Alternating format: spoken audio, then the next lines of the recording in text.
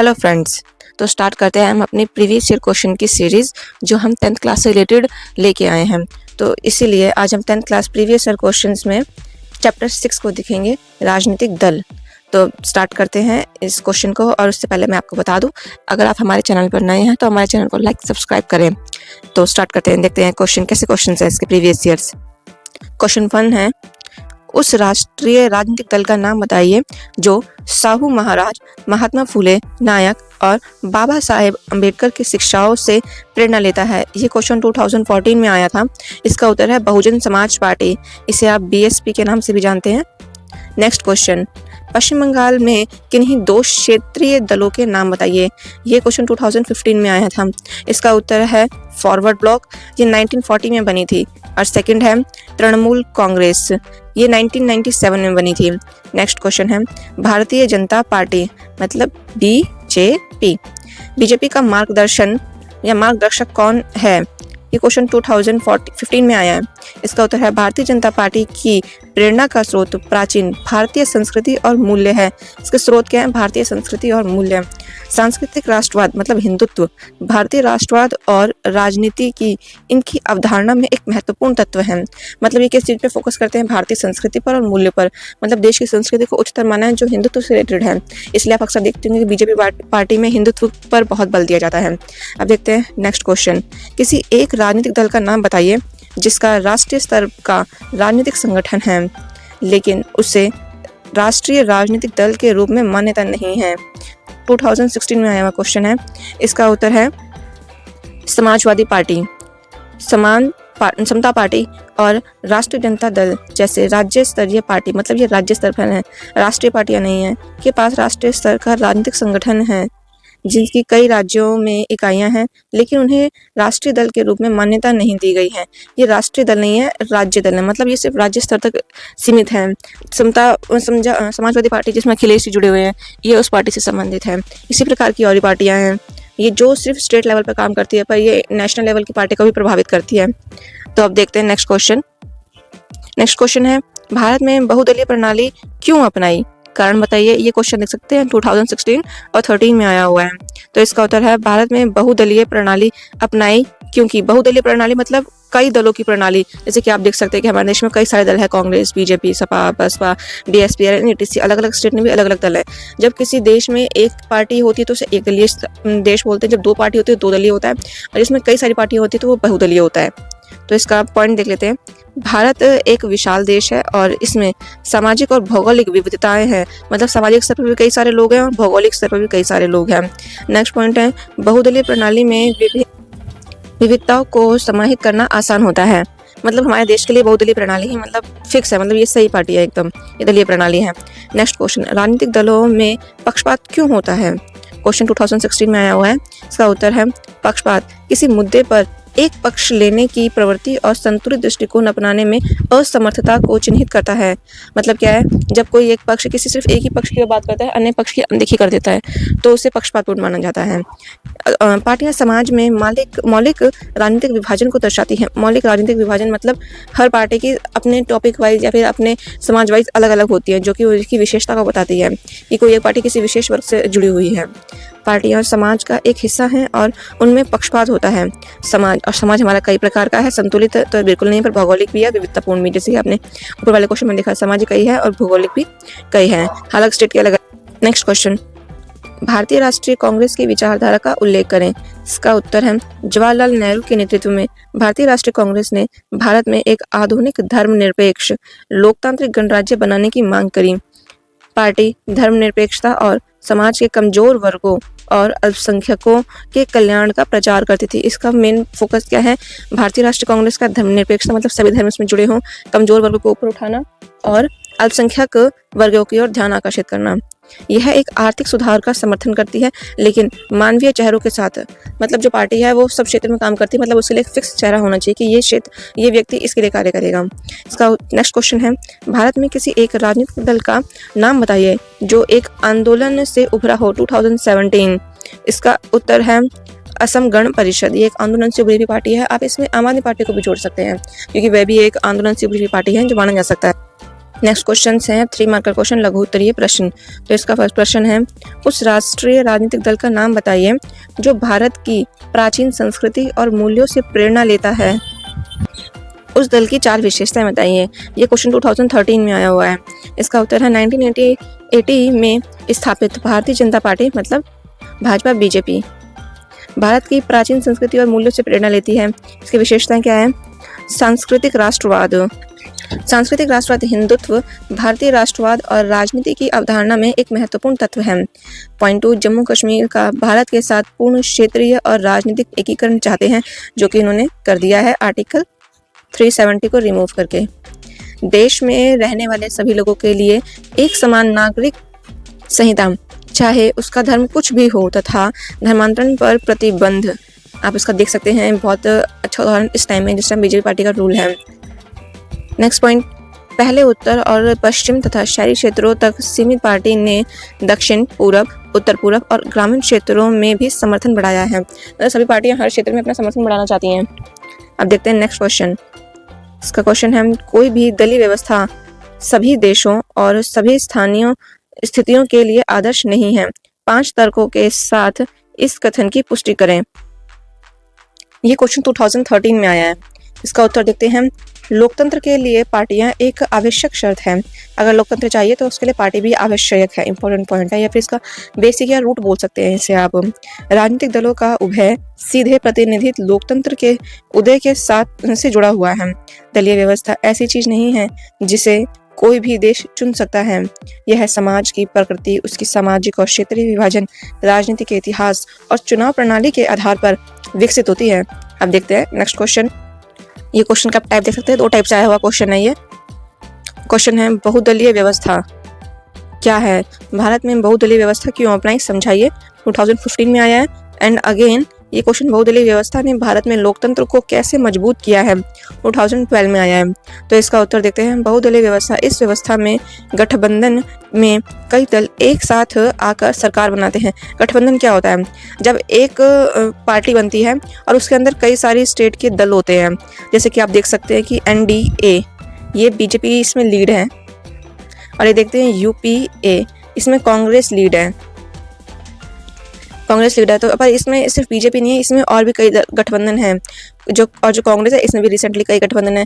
और इन सब का जो गठबंधन होता है उनका नाम होता है ये, कि इससे रिलेटेड वर्ग को NDA बोला जाएगा और इससे रिलेटेड वर्ग को UPA बोला जाएगा। इसी प्रकार अन्य और भी दल हैं। तो नेक्स्ट पॉइंट इसको देखते हैं। जब बहुदलीय व्यवस्था में कई दल चुनाव लड़ने और सत्ता जीतने के उद्देश्य से हाथ मिलाते हैं तो इसे गठबंधन या मोर्चा कहा जाता है। इसका एग्जाम्पल देख लेते हैं। भारत में 2004 में संसदीय चुनाव में 3 प्रमुख गठबंधन थे। राष्ट्रीय जनतांत्रिक गठबंधन, इसे बोलते हैं NDA। संयुक्त प्रगतिशील गठबंधन मतलब ये हो गया UPA, और वाम मोर्चा। ये व्यवस्था एक तो राजनीतिक स्थिरता की ओर ले जाती है, लेकिन साथ ही विभिन्न हितों और विचारों को राजनीतिक प्रतिनिधित्व का आनंद लेने की अनुमति देती है। प्रत्येक देश अपनी विशेष परिस्थितियों के लिए उपयुक्त पार्टी प्रणाली विकसित करते हैं। पार्टी बेसिकली क्या होती है? किसी एक विशेष टॉपिक से जुड़ी हुई या किसी वर्ग विशेष से जुड़ी हुई। अगर उस सदस्य या समाज की कोई बात नहीं मान रहा तो वो पार्टी अपने से संबंधित एक पार्टी चुन लेती है, जिसका एक लीडर होता है। जो लीडर होता है वो उन समाज का प्रतिनिधित्व करता है और बड़े स्तर पर उनकी बात को रखता है। तो इस प्रकार पार्टी होती है। भारत एक बहुदलीय प्रणाली के रूप में विकसित हुआ है क्योंकि इसकी सामाजिक और भौगोलिक विविधता को 2 या 3 दलों द्वारा समाहित नहीं किया जा सकता। इस प्रकार इस तरह का प्रतिनिधित्व लोकतंत्र को मजबूत करता है। जितनी पार्टियां होंगी लोकतंत्र उतना मजबूत होगा। बहुदलीय प्रणाली क्षेत्रीय और भौगोलिक विविधता का प्रतिनिधित्व करने में सहायक होता है। भारत में क्षेत्रीय दल राज्य स्तर पर सत्ता में हैं, जैसे कि तमिलनाडु में DMK, पंजाब में अकाली दल, उत्तर प्रदेश में BSP। ये क्षेत्रीय दल होते हैं जो सिर्फ क्षेत्रीय स्तर पर काम करते हैं, राष्ट्रीय स्तर पर नहीं। और क्षेत्रीय स्तर पर भी एक महत्वपूर्ण भूमिका निभाते हैं किसी समाज वर्ग को विशेष को प्रभावित करने के लिए। अब देखते हैं नेक्स्ट क्वेश्चन है, पार्टियों के भीतर आंतरिक लोकतंत्र की कमी दुनिया भर में राजनीतिक दलों के लिए बड़ी चुनौती है। कथन का विश्लेषण करें। ये क्वेश्चन 2015 में आया है। अगर अभी तक आपने हमारे चैनल को लाइक सब्सक्राइब नहीं किया तो प्लीज़ उसे लाइक और सब्सक्राइब करें, इसे अपने फ्रेंड्स में शेयर करें। तो देखते हैं इसका उत्तर क्या है। अधिकांश राजनीतिक दल अपने कामकाज के लिए खुली और पारदर्शी प्रक्रियाओं का पालन नहीं करते हैं, जैसे कि सदस्यता, राष्ट्रीय बनाए रखना, संगठनात्मक बैठकें आयोजित करना या नियमित रूप से आंतरिक चुनाव आयोजित करना। ये आंतरिक चुनाव क्या होता है? आंतरिक चुनाव होता है किसी एक पार्टी के अंदर जो सदस्य हैं उनमें से लीड कौन करेगा, उसका नेतृत्व कौन करेगा, उसका प्रतिनिधित्व कौन करेगा। इसके लिए पार्टी के अंदर भी चुनाव होते हैं कि जैसे कि अभी देख सकते हैं आप, कांग्रेस पार्टी के अंदर राहुल गांधी लीडर है या कोई भी हो, वो भी जो लीडर चुना जाएगा वो भी चुनाव से ही होगा, उस पार्टी के चुनाव से होगा लीडर। तो इस प्रकार देखते हैं, इस प्रकार पार्टी के आम सदस्यों को पार्टी में होने वाली घटनाओं के बारे में पर्याप्त जानकारी नहीं मिली और उनके पास निर्णयों को प्रभावित करने का कोई साधन नहीं होता है। सेकंड पॉइंट है, इसके अलावा एक साधारण कार्यकर्ता के लिए पार्टी में शीर्ष पर पहुंचने के बहुत कम अवसर होते हैं, क्योंकि पार्टी में एक या अधिक से अधिक कुछ नेताओं के पास सर्वोच्च शक्ति होती है। इसलिए जो लोग नेतृत्व में सहमत होते हैं उनके लिए पार्टी में बने रहना मुश्किल होता है, असहमत होते हैं, पार्टी में बने रहना मुश्किल होता है। जो लोग नेता होते हैं वे अनुचित लाभ उठाने और अपने करीबी लोगों या यहाँ तक कि अपने परिवार के सदस्यों को लाभ पहुँचाने की स्थिति में होते हैं। इसी से संबंधित पॉइंट है परिवारवाद। परिवारवाद सुना होगा, जिसमें एक ही परिवार से संबंधित लोग ज़्यादातर एक ही पार्टी के अंदर जुड़े होते हैं और कई पार्टियों में शीर्ष पदों पर हमेशा एक ही परिवार के सदस्यों का नियंत्रण होता है, जो लोकतंत्र के लिए बुरा है। नेक्स्ट क्वेश्चन देखते हैं, वंशवादी उत्तराधिकार राजनीतिक दल में के समान सबसे गंभीर चुनौती में से एक है। कथन का विश्लेषण करें 2015 में आया हुआ क्वेश्चन है। इसका उत्तर है अधिकांश राजनीतिक दल अपने कामकाज के लिए खुली और पारदर्शी प्रक्रियाओं का पालन नहीं करते हैं। इसलिए एक साधारण कार्यकर्ता के लिए पार्टी में शीर्ष पर पहुंचने में बहुत कम तरीके हैं। जो लोग नेता होते हैं वे अनुचित लाभ की स्थिति में होते हैं, क्योंकि वे अपने करीबी लोगों या यहाँ तक कि अपने परिवार के सदस्यों का पक्ष लेते हैं। भारत में कई पार्टियां हैं। हम वंशवादी उत्तराधिकार की प्रवृत्ति देखते हैं। वंशवादी क्या होता है? मतलब एक ही वंश से जुड़े हुए लोग जो कंटिन्यू आगे बढ़ते रहते हैं। वंशवादी जैसे कि अगर आपको मैं राजनीति के अलावा किसी और का एग्जांपल दूं, जैसे कि फिल्म लाइन में एक ही वंश से जुड़े हुए लोग चले आ रहे हैं, जैसे कि आप कपूर देख सकते हैं। शीर्ष पदों पर हमेशा एक विशेष परिवार के सदस्यों का नियंत्रण होता है, जो पार्टी के अन्य सदस्यों के लिए अनुचित है। एक विशेष पार्टी मतलब इसे परिवारवाद बोल सकते हैं आप, और लोकतंत्र के लिए भी बुरा है। ऐसा इसलिए है क्योंकि जिन लोगों के पास पर्याप्त अनुभव और लोकप्रिय साधन नहीं है वे सत्ता के पदों पर आसीन होते हैं। पार्टी के सिद्धांतों और नीतियों के प्रति वफादारी से ज्यादा नेता के प्रति व्यक्तिगत वफादारी ज्यादा महत्वपूर्ण होती है। मतलब अगर किसी लीडर को पार्टी में बना रहना है तो उसका मेन मोटिव क्या होता है? वे पार्टी के सिद्धांत और नीति के प्रति उतना वफादार नहीं होता है जितना नेता के प्रति होता है। अगर नेता की मतलब आप बोल सकते हैं इन शॉर्ट चापलूसी टाइप जो होता है, जो नेता के आगे पीछे भागता रहता है, जो उसके सारे कहे अनुसार मानता है, तो नेता उस पर ज़्यादा फोकस करेगा कि हाँ ये बंदा मेरी बात मान रहा है तो इसे अपने लिए रख लेना चाहिए, इसे कोई पद दे देना चाहिए। पर वही व्यक्ति अगर पार्टी के सिद्धांत को नहीं मानता है तो उससे कोई फर्क नहीं पड़ता है। इसी से देश की राजनीति कई जगह प्रभावित होती है। यह प्रवृत्ति पूरी दुनिया में देखी जाती है, यहाँ तक कि पुराने लोकतंत्र में भी। अब देखते हैं नेक्स्ट क्वेश्चन है, राष्ट्रीय राजनीतिक दल से क्या अभिप्राय है? राष्ट्रीय राजनीतिक दल बनने के लिए आवश्यक शर्त बताइए। क्वेश्चन 2017 में आया, पर ये क्वेश्चन इंपॉर्टेंट है, बेसिकली आपको वैसे भी याद होना चाहिए कि कोई पार्टी राष्ट्रीय पार्टी कैसे बनती है। इसका उत्तर है, राष्ट्रीय राजनीतिक दल की विभिन्न राज्यों में अपनी इकाई होती है।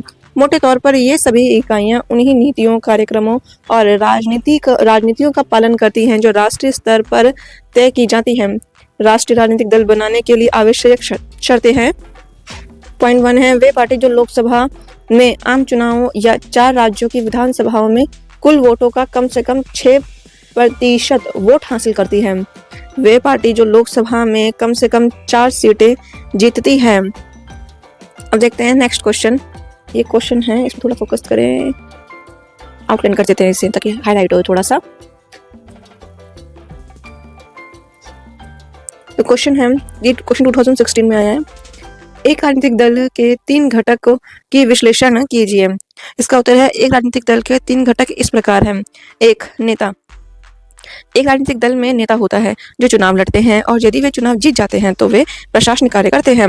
दूसरा है सक्रिय सदस्य हैं, वे लोग जो पार्टी के लिए सक्रिय रूप से काम करते हैं। सक्रिय मतलब होता है सक्रिय, एक्टिव। वे नेता के सहायक होते हैं और राजनीतिक पार्टी में योगदान, योजनाओं और विचारधाराओं को लागू करते हैं। नेक्स्ट है अनुयायी। अनुयायी मतलब उसके सदस्य। वे पार्टी और उनके नेताओं के उत्साही अनुयायी होते हैं और चुनाव में उनका समर्थन करते हैं। ये राजनीतिक दल के 3 घटक हैं। हम देखते हैं नेक्स्ट क्वेश्चन। ये 5 अंक वाले क्वेश्चन है। ओ सॉरी, मैंने रेड पेन नहीं रखा है, ब्लैक। 5 मार्क का क्वेश्चन है, दीर्घ उत्तरीय प्रश्न। तो अब देखते हैं क्वेश्चन क्या है। भारत में राजनीतिक दल में सुधार के लिए किए गए किन्हीं 5 कार्यों का विश्लेषण कीजिए। ये क्वेश्चन 2017 में आया था। इसका उत्तर देखते हैं। राजनीतिक दल में सुधार के लिए किए गए 5 प्रयास। फर्स्ट पॉइंट, राजनीतिक दल के आंतरिक मामलों को विनियमित करने के लिए कानून जैसे अपने सदस्यों का रजिस्टर रखना, अपने स्वयं के संविधान का पालन करना। अपने स्वयं मतलब पार्टी का भी एक संविधान होता है कि उनको इस नीतियों पर कार्य करना है। स्वतंत्र प्राधिकरण रखना, पार्टी विवाद के मामलों में न्यायाधीशों के रूप में कार्य करना, सर्वोच्च पदों के लिए खुले चुनाव करवाना। सर्वोच्च मतलब होता है उच्च पद।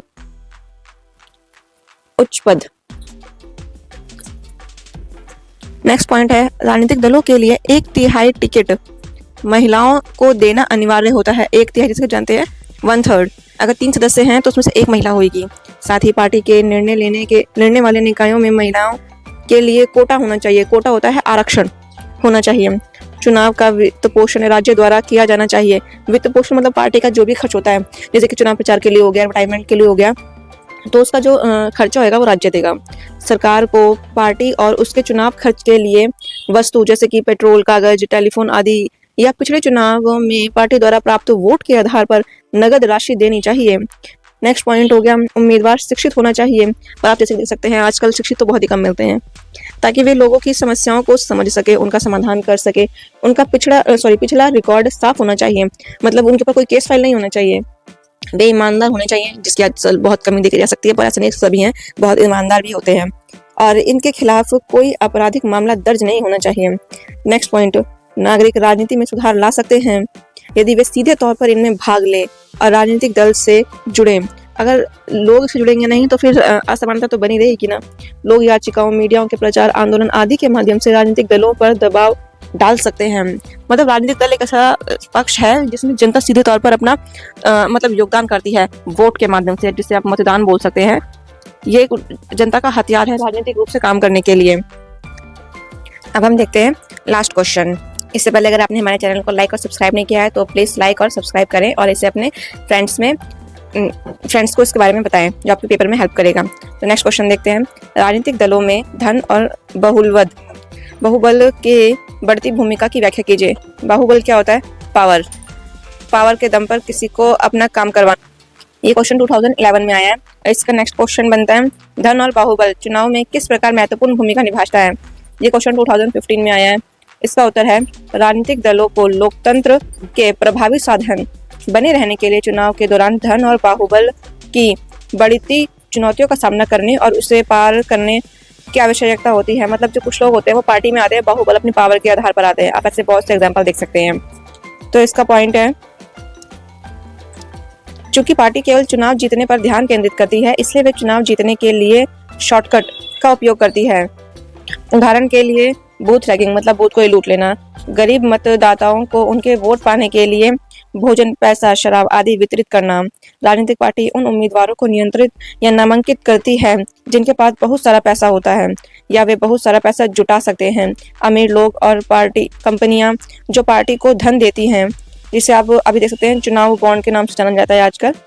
चुनाव बॉन्ड ये चुनाव के टाइम पे बहुत चलता है। इसमें जो पार्टी या कंपनी होती है वो पार्टी को चंदा देती हैं। वे पार्टियों की नीतियों और निर्णयों को प्रभावित करते हैं। इन दिनों पार्टी उन अपराधियों का समर्थन करती है जो चुनाव जीत सकते हैं। ये दुनिया भर के लोकतंत्रवादियों के लिए चिंता का एक बहुत बड़ा कारण है, जो लोकतांत्रिक राजनीति में अमीर लोग और बड़ी कंपनियों की बड़ी भूमिका से चिंतित हैं। जो ये बड़ी कंपनियां होती है चुनाव के माध्यम से राजनीति में एंट्री करती है या फिर राजनेता से जुड़ी रहती है। ये चुनाव बॉन्ड या कंपनी कोई भी होता है जो चंदा देता है ना राजनीतिक पार्टी को, 2000 रुपये से अधिक का जितने भी रुपये होंगे वो बॉन्ड के माध्यम से पार्टी को दिए जाते हैं, जो वो अपने प्रचार प्रसार में चुनाव के दौरान यूज करती है। तो इस प्रकार ये क्वेश्चन खत्म होता है और ये क्लास 10th के चैप्टर 6 था आज।